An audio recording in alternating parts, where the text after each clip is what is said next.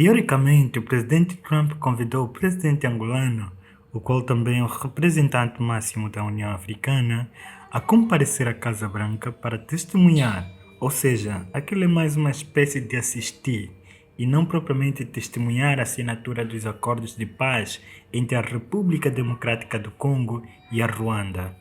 E como se vê, muitos são os que estão a elogiar isso, porém, eu apenas vejo aqui um autêntico desrespeito e uma mediocridade acentuada da mentalidade africana.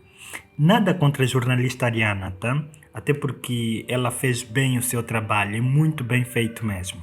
Mas a verdade é que, possivelmente, o presidente João Lourenço nem mesmo irá a este encontro, porque entendemos que a principal razão que levou João Lourenço a abandonar a mediação desse conflito foi porque esses dois senhores, os presidentes de Rwanda e da República Democrática do Congo, decidiram ignorar o esforço de João Lourenço e de qualquer outro líder africano e aceitaram apenas a mediação do presidente norte-americano. Cederam simplesmente com o apelo de Trump. Anteriormente, muitos líderes africanos já tentaram mediar este conflito. O próprio presidente da União Africana, João Lourenço, tentou de todo tipo mediar este conflito, mas eles negaram.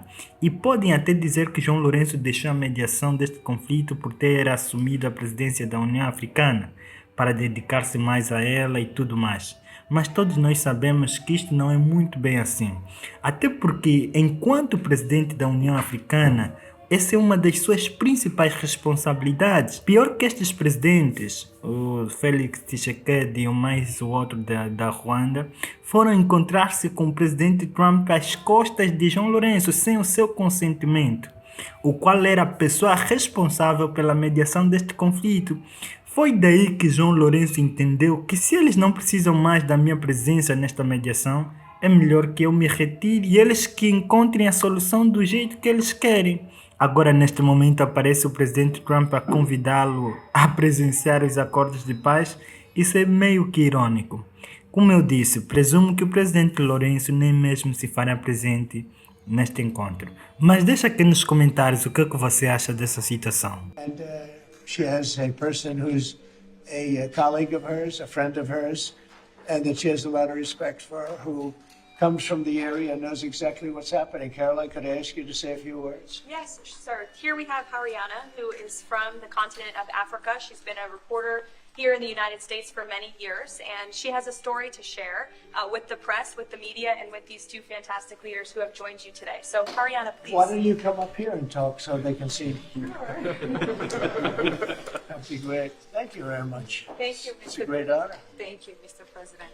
So, as Caroline has mentioned, President, first of all, I want to let you know that I'm the only African reporter accredited here at the White House and I cover for the entire continent. So I just arrived from Congo, Democratic Republic of the Congo, yesterday. I went to see firsthand how the people is feeling and the president's message, President Félix Tshisekedi, about this upcoming peace deal. And let me tell you firsthand what I witnessed myself. I spoke with the people on the street. I spoke with youth. They know your name. They know that a president named President Trump is working hard to finally bring peace to the country. I saw hope. They have hope now for a better day in Congo. They see what you're doing as a future, better future for Congo. And I had opportunity to sit down with President Félix Tshisekedi for an interview because I want to understand his mind, what he's thinking, his feeling about everything that your administration is doing. And he told me firsthand that for many years, many American presidents overlooked this conflict. They didn't do nothing.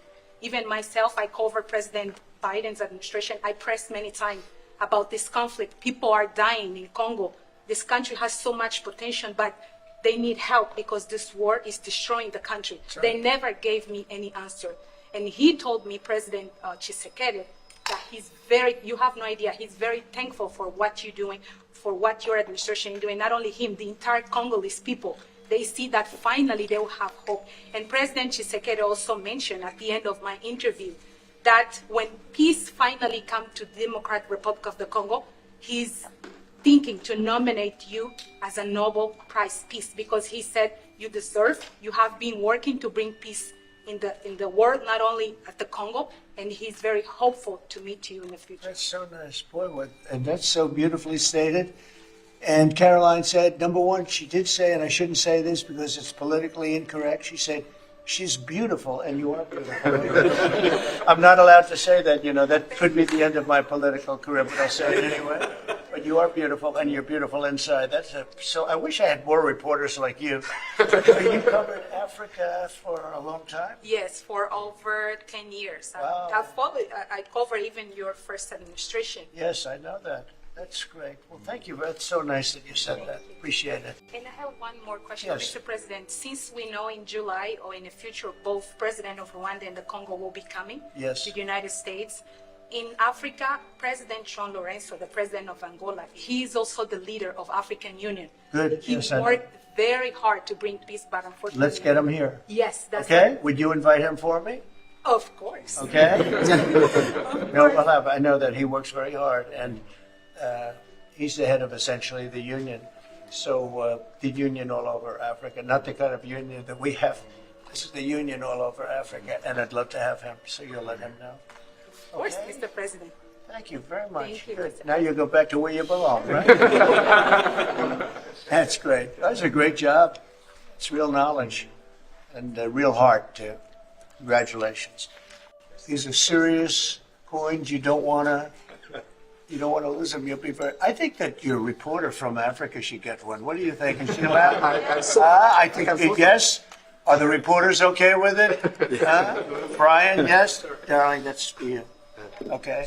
You did a fantastic job. Thank you, Mr. And I heard you President. do a great job covering everything. Thank you. And Mr. President, Thank you. Mr. President, can you share with us what can happen if one of the parts violate this peace agreement? Because we don't want war to come back to DRC. I'd rather not say. I would just say that there are big penalties if they violate, and they're not going to. I don't think they will violate. I think they mean it, but we have very severe penalties, financial and otherwise. These are serious coins. You don't want to lose them. You'll be very. I think that your reporter from Africa should get one. What do you think? Is she allowed? I think yes. Are the reporters okay with it? Brian, yes. Darling, that's for you. Okay. You did a fantastic job. Thank you, Mr. And I heard you President. do a great job covering everything. Thank you. and Mr. President, Thank you. Mr. President, can you share with us what can happen if one of the parts violate this peace agreement? Because we don't want war to come back to DRC. I'd rather not say. I would just say that there are big penalties if they violate, and they're not going to. I don't think they will violate. I think they mean it, but we have very severe penalties, financial and otherwise.